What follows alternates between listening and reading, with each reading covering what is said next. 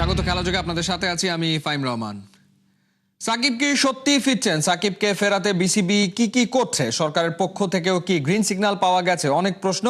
খেলাযোগ জেনেছে বিসিবি নিয়মিতই সাকিবের সঙ্গে যোগাযোগ করছে। ইতিমধ্যে তার বিরুদ্ধে যেসব হয়রানিমূলক মামলা আছে সেগুলো নিষ্পত্তির কাজ শুরু হয়েছে। সব ঠিক থাকলে সাকিব কবে ফিরবেন সেটা নিয়েও একটা ধারণা মিলেছে। বিস্তারিত নাইয়ান বিন জসিমের রিপোর্টে। মিরপুরের রাজা কি আসলেই ফিরছেন? বিসিবি ইতিমধ্যেই ঘোষণা দিয়ে দিয়েছে সাকিব আল হাসান যদি অ্যাভেলেবেল থাকে বা শতভাগ তার ফিটনেসটা ঠিকঠাক থাকে তাহলে সিলেকশনের জন্য তিনি অ্যাভেলেবেল থাকবেন।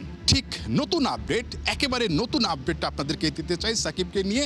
ঠিক কোন প্রসেসে আসলে সাকিব আল হাসান দেশে আসার জন্য অপেক্ষায় আছেন? আপনারা নিশ্চয়ই বিভিন্ন সোশ্যাল মিডিয়ায়, বিভিন্ন সাইটে, বিভিন্ন জায়গায় দেখেছেন যে সাকিব আল হাসানের মাগুরার বাড়িটা পরিষ্কার পরিচ্ছন্ন করা হচ্ছে, প্রস্তুত করা হচ্ছে সাকিব আল হাসান আসবে বলে। সেটাও একটা ইন্ডিকেশন। বাট তার চাইতে বড় আপডেটটা হচ্ছে সাকিব আল হাসানকে দেশে ফিরিয়ে আনার জন্য আসলে কোন প্রক্রিয়া অনুসরণ করা হচ্ছে। যার নেতৃত্বে ছিলেন পরিচালক আসিফ আকবর, তিনি মূলত সব কিছু আসলে দেখভাল করছেন বা সাকিবকে ফিরিয়ে আনার যে প্রক্রিয়াটা, সাকিবের সঙ্গে যোগাযোগের যে প্রক্রিয়াটা তিনি আসলে মেনটেন করছেন।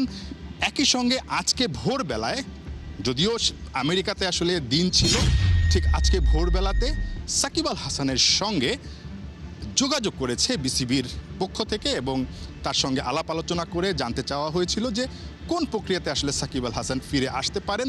যে প্রক্রিয়া চলছে, যেভাবে আসলে প্ল্যান করা হয়েছে, যতটুকু জানা গেছে তিনি সামনে যে দেশের মাটিতে মার্চে পাকিস্তানের বিপক্ষে হোম সিরিজটা আছে, ওয়ানডে সিরিজটা আছে, সেই ওয়ানডে সিরিজের জন্য প্রস্তুতি নিয়ে তিনি দেশে ফিরতে চান। এমনটা হলে খুব সম্ভবত ফেব্রুয়ারির শেষের দিকে অথবা মার্চের শুরুর দিকে হয়তোবা সাকিব আল হাসানকে দেখা যেতে পারে বাংলাদেশের মাটিতে বা এই মিরপুরের হোম অফ ক্রিকেটের সবুজ গালিচায় তাকে হয়তোবা দেখা যেতে পারে সব কিছু ঠিকঠাক থাকলে। এই যে প্রক্রিয়াটা চলছে, এই প্রক্রিয়ার মধ্যে অনেকগুলো বিষয় জড়িত আছে। বাট বিসিবি যে প্রেস কনফারেন্সটা সব শেষ করেছিল, তারা একটা বিষয় কিন্তু ক্লিয়ার করেছে যে তার অ্যাভেলেবিলিটি এবং তার ফিটনেসটা আপ টু দ্য মার্ক না থাকে, সিলেকশনের জন্য তো তিনি আসলে দিন শেষে খেলার জন্য যোগ্য প্রমাণিত হবেন না বা তারা আসলে সিলেকশনের আওতায় তাকে আনবেন না। সো ওই জায়গাটা একটা ব্যাপার আছে। সাকিব নিশ্চয়ই এই সময়টাতে বিষয়গুলো নিয়ে কাজ করছেন। সাকিবের কি করতে হবে সাকিব নিশ্চয়ই জানেন। অনেক আলোচনা আছে, অনেক বিতর্ক আছে সাকিবকে নিয়ে, অনেক মামলা নিয়ে আসলে অনেক প্রশ্ন আছে। তবে সব কিছু যখন একটা জায়গায়, একটা বিন্দুতে মিলিত হবে বা একটা জায়গায় পৌঁছাবে, তখনই সাকিবের আশাটা আসলে নিশ্চিত হবে। নাহিয়ান বিন জসিম, ৭১, ঢাকা। পাকিস্তান ক্রিকেট বোর্ডের ইউটার্ন বিশ্বকাপে যাওয়ার সম্ভাবনায় বেশি, তবুও কেন বয়কটের নাটক করছে? বাংলাদেশকে সাপোর্ট দেওয়ার কথা বলে কি আইসিসি আর বিসিসিআই কে চাপে রাখছে? মাইন্ড গেম খেলছে? শোনা যাচ্ছে বিশ্বমঞ্চে পাকিস্তান ম্যাচ জিতে বাংলাদেশিদের উৎসর্গ করবে। প্রশ্ন হলো, জয় পাওয়ার মতো অবস্থায় আছে কি সালমান আঘারা? সাইফুল রূপকের রিপোর্ট। সুরিয়া হার্দিকরা হারলে, ভারত হারলে বাংলাদেশিরা জিতে যাবে, পাকিস্তান জিতলে টাইগার ভক্তরা উৎসবে মাতবে। বিশ্বমঞ্চে কলম্বোতে ভারতকে হারিয়ে সেই জয়টা বাংলাদেশি সাপোর্টারদের, বাংলাদেশি ক্রিকেটারদের উৎসর্গ করার একটা ভাবনা চিন্তা আছে পাকিস্তান ক্রিকেট বোর্ডের, পাকিস্তান ক্রিকেটারদের। কিন্তু তাদের সেই সামর্থ্য কি আছে? তারা কি ভারতকে হারাতে পারবে? অনেকে তো বলছে ভারত তো দূরের কথা, গ্রুপ স্টেজের অন্য ৩ প্রতিপক্ষ পাকিস্তান ক্রিকেট দলকে চোখ রাঙানি দিচ্ছে। বিশেষ করে ইউএসএ সবশেষ যে টি-20 বিশ্বকাপ ২০২৪ সালে, সেই বিশ্বকাপেও পাকিস্তানকে হারিয়েছিল।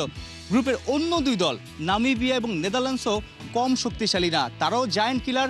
তাদেরকেও আসলে হারাতে হলে পাকিস্তানকে অনেক বেটার ক্রিকেট খেলতে হবে। পাকিস্তান ক্রিকেট দল আনপ্রেডিক্টেবল, মাঠের ক্রিকেটে তারা যে আসলে অনেক চমক দেখাতে পারবে সেই বিশ্বাসটাও অনেকের নেই। তবে মাঠের বাইরে অফ দ্য ফিল্ডে দারুণ খেলা খেলছে পাকিস্তান ক্রিকেট বোর্ড। অর্থাৎ বাংলাদেশের সঙ্গে আইসিসির যে একটা টানাপোড়েন শুরু হয়েছিল ভারতে খেলা না খেলা ইস্যুতে, নিরাপত্তা ইস্যুতে, সেই জায়গাটাতে বিসিসিআই, আইসিসি একদিকে, বাংলাদেশ, পাকিস্তানও ভালোভাবে বাংলাদেশ ক্রিকেট বোর্ডকে সাপোর্ট দিয়েছে। শেষমেশ তো আসলে বাংলাদেশের দাবি না মানায়, যৌক্তিক দাবি না মানায় বাংলাদেশ বিশ্বকাপ থেকে সরেই গেল। কিন্তু পাকিস্তান এখনও খেলছে।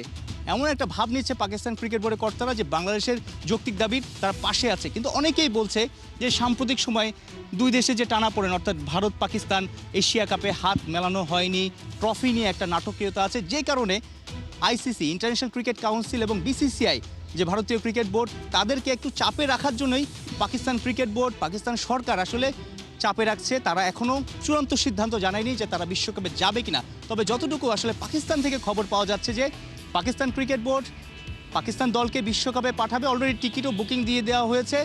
হয়তো দু একদিনের মধ্যে বা 2-3 দিনের মধ্যেই সেই সিদ্ধান্তটা জানিয়ে দেবে এবং বিশ্বকাপে অংশ নেবে। ভারত ম্যাচও খেলবে, কারণ ভারত পাকিস্তান ম্যাচেই তো সবচেয়ে বেশি টাকা, সবচেয়ে বেশি ডলার আসে। এর চেয়ে লোভনীয় বা আকর্ষণীয় ম্যাচ তো ওয়ার্ল্ড ক্রিকেটেও নেই। তো সেই ম্যাচটা মিস করার কোনো কারণেই আসলে কেউ দেখছে না।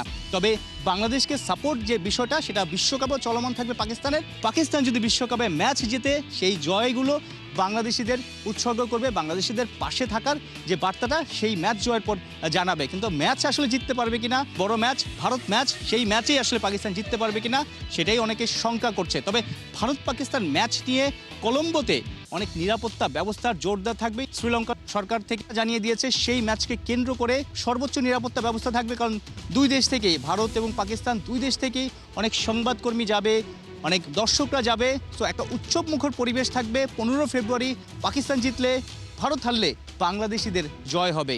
পাকিস্তানের ক্রিকেটাররা কি বাংলাদেশি সাপোর্টারদের মুখে হাসি ফোটাতে পারবে ব্যাট বলের পারফরমেন্স দেখিয়ে কলম্বোতে? সাইফুল রূপক, 71। পাকিস্তানের মিথ্যা জারি জুরি সব ফাঁস। একদিকে বয়কট স্লোগান দিচ্ছে, অন্যদিকে সেরে ফেলেছে কলম্বোর টিকিট বুকিং। অস্ট্রেলিয়ার বিপক্ষে সিরিজ শেষ করেই একসাথে উড়াল দেবে শ্রীলঙ্কা। এদিকে ভারত পাকিস্তান ম্যাচ ঘিরে নিশ্চিদ্র নিরাপত্তার ব্যবস্থা করেছে শ্রীলঙ্কা। কোহিনুর কণার রিপোর্ট। আইসিসির এই অবিচার মানি না, মানব না, বন্ধুর প্রতি সংহতি কণ্ঠে স্লোগান। বাংলাদেশের জন্য পূর্ণ সমর্থন। স্থগিত পাকিস্তানের বিশ্বকাপ প্রস্তুতি, জারি আছে বয়কটের হুমকি। বাংলাদেশের প্রতি পাকিস্তানের দরদটা যেন একটু বেশি। যেখানে সবার মুখে একটাই মন্ত্র, নিজে বাঁচলে বাপের নাম, সেখানে পাকিস্তান কেন হচ্ছে আত্মঘাতী? এই প্রশ্নের উত্তর একটাই, ঝোপ বুঝে কোপ মারতে পাকিস্তান বড্ড শেয়ানা। বয়কট স্লোগান দিয়ে ফেনা তুলে ডেডলাইনের আগেই ঘোষণা করেছে স্কোয়াড। এবারে পুরো দমে শুরু করে দিয়েছে বিশ্বকাপের প্রস্তুতি। ক্রিকেটারদের দেয়া হয়েছে নির্দেশনা 1 মাসের প্রস্তুতি নিয়ে হাজির হওয়ার। সবচেয়ে বড় প্রস্তুতি শুরু করে দিয়েছে ঘরের মাঠে সাবেক বিশ্ব চ্যাম্পিয়ন অস্ট্রেলিয়ার বিপক্ষে টি-20 সিরিজ খেলার মধ্য দিয়ে। শুধুই কি তাই, সিদ্ধান্ত জানানোর নাম করে একদিকে আইসিসিকে রেখেছে চাপে, অন্যদিকে কলম্বোর জন্য দিয়ে ফেলেছে ফ্লাইটের বুকিং।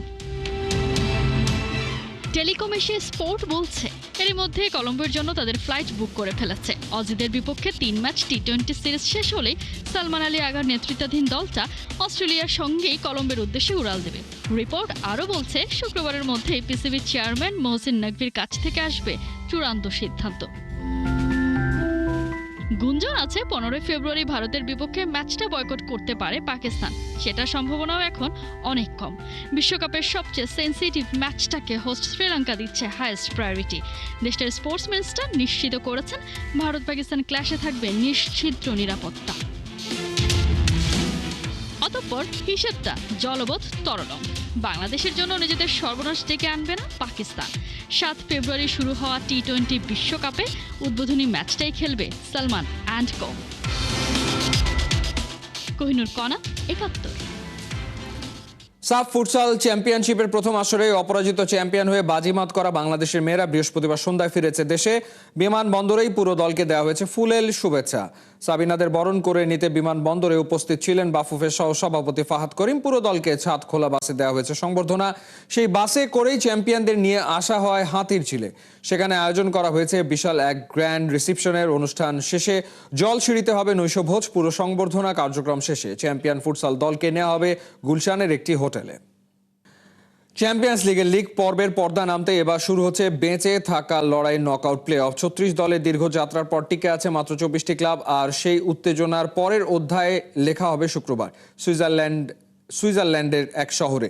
ইউরোপের ভাগ্য নির্ধারণী ড্র, কে কার মুখোমুখি হচ্ছে সেসবই জানাচ্ছেন জুবায়ের নূর। লিগ পর্ব শেষ, এখন আর পেছনে তাকানোর সুযোগ নেই। একদিকে স্বস্তির নিঃশ্বাস, অন্যদিকে চাপা উৎকণ্ঠা, কারণ এখান থেকেই যে শুরু হবে সরাসরি বাদ পড়ার শঙ্কা। ইউরোপের জায়ান্ট হোক কিংবা অঘোষিত চ্যালেঞ্জার, এক ভুলেই বিদায়। লিগ পর্বে দুর্দান্ত পারফরমেন্সে সেরা 8-এ জায়গা নিশ্চিত করেছে Arsenal, Bayern Munich, Liverpool, Tottenham, Barcelona, Chelsea, Sporting CP ও ম্যানচেস্টার সিটি। তারা সরাসরি শেষ 16। অপেক্ষা শুধু প্লে অফ শেষে কারা হবে তাদের প্রতিপক্ষ।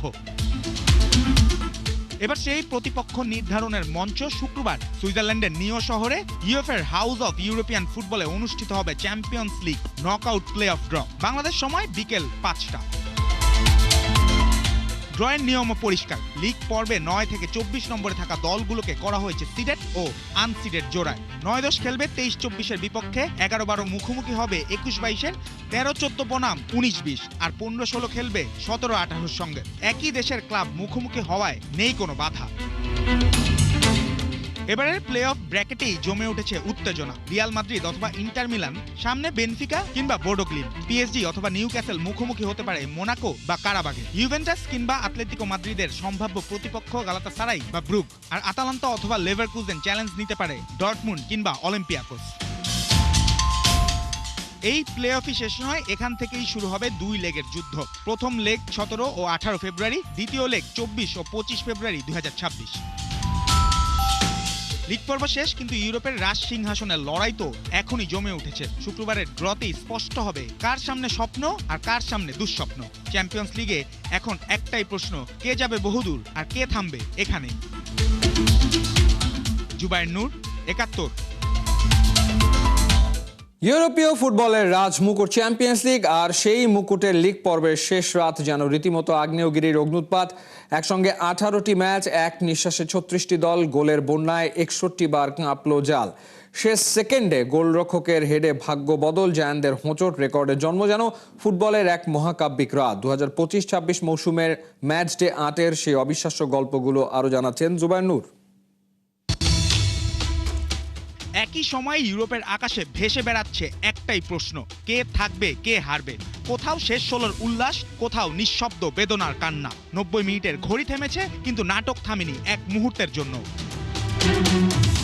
ইংল্যান্ডের ফুটবলের জন্য ছিল প্রায় নিখুঁত এক রাত। ইতিহাসে প্রথমবার 6টি ইংলিশ ক্লাব একই সঙ্গে চ্যাম্পিয়ন্স লিগে, আর তার মধ্যে 5টি সরাসরি শেষ 16। লিভারপুল, ম্যানচেস্টার সিটি, টটেনহ্যাম ও চেলসির জয় নিশ্চিত করলো নকআউট। আর ইতিহাস গড়া আর্সেনাল তো লিগ পর্বে টানা 8 জয়ে নিজেদের শ্রেষ্ঠত্ব আগেই লিখে রেখেছে। তবে শেষ মুহূর্তে হার্ভি বার্নার্সের মিসে যেন আটকে গেল নিউক্যাসলের শ্বাস। পিএসজির মাঠে 1 পয়েন্টের ড্র আর প্লে অফের কঠিন বাস্তবতা। রাতে সবচেয়ে বড় ধাক্কা রিয়াল মাদ্রিদের। ইউরোপের রাজারা লিসবনে গিয়ে যেন রাজ্য হারালেন। বেনফিকার বিপক্ষে এগিয়েও এলোমেলো ফুটবল, 2 লাল কার্ড আর 4-2 ব্যবধানের হার, এক ম্যাচে 2 লাল কার্ড। চ্যাম্পিয়ন্স লিগে 15 বছর পর এমন দৃশ্য, ইতিহাসের ভারে নুয়ে পড়া এক রাত। কিন্তু ইতিহাস লেখা তখনও ছিল বাকি। 98 মিনিটে বেনফিকার ফ্রিকিক, সামনে উঠে এলেন গোলরক্ষক আনাতোলি ক্রুবিন। পুরো স্টেডিয়াম দাঁড়িয়ে, শ্বাস বন্ধ, হেডার গোল। গোলরক্ষকের গোলে কাঁপলো রিয়ালের জাল। ইউরোপীয় প্রতিযোগিতায় রিয়াল মাদ্রিদের বিপক্ষে গোল করা প্রথম গোলকিপার ক্রুবিন। শেষ টাচেই বদলে গেল ভাগ্য। প্লে অফে বেনফিকা বিদায় মার্সেই। ফুটবল যে নিষ্ঠুরভাবে সুন্দর, এই গোলেই যেন তার প্রমাণ। রিয়ালের হারেও একজন মুখে হালকা হাসি রাখতে পারেন, তিনি কিলিয়ান এমবাপ্পে। জোড়া গোল করে লিগ পর্ব শেষ করলেন 13 গোলে, আর মাত্র 4 গোল দূরে এক মৌসুমে চ্যাম্পিয়ন্স লিগের সর্বোচ্চ গোলের রেকর্ড। প্লে অফ মানে বাড়তি ম্যাচ, বাড়তি সুযোগ, আর রেকর্ড ভাঙার গতিতে এমবাপ্পে এখন টার্বো গতিতে। নাটকের আরেক অধ্যায় নাপোলি। সাবেক গুরু আন্তোনিও কন্তের বিপক্ষে চেলসি যেন ডুবে যাচ্ছিল অতল গহ্বরে। এগিয়ে থেকেও পিছিয়ে টেবিলে নেমে যায় 13 নম্বরে। পরিসংখ্যান বলছিল সম্ভাবনা মাত্র 12% আশপাশ। ঠিক তখনই আবির্ভাব জোয়াও পেদ্রোর। 2 গোল, 2 মুহূর্তের বিদ্যুৎ ঝলক। চেলসি এক লাফে উঠে যায় সেরা 8-এ। ফুটবলে বিশ্বাস থাকলে যে অসম্ভব বলে কিছুই নেই, এই ম্যাচই তার যেন জীবন্ত উদাহরণ। সবশেষে হিসাবের খাতা। সরাসরি নকআউটে Barcelona, Arsenal, Bayern Munich, Liverpool, Tottenham, Chelsea, Sporting City ও ম্যানচেস্টার সিটি। টেবিলের বাকি 9 থেকে 24 দল খেলবে প্লে অফ। লিগ পর্ব শেষ, কিন্তু যুদ্ধ সবে শুরু। আপাতত ফুটবল প্রেমীদের চোখ শুক্রবার প্লে অফের ড্রতে। জুবায়ের নূর, 71।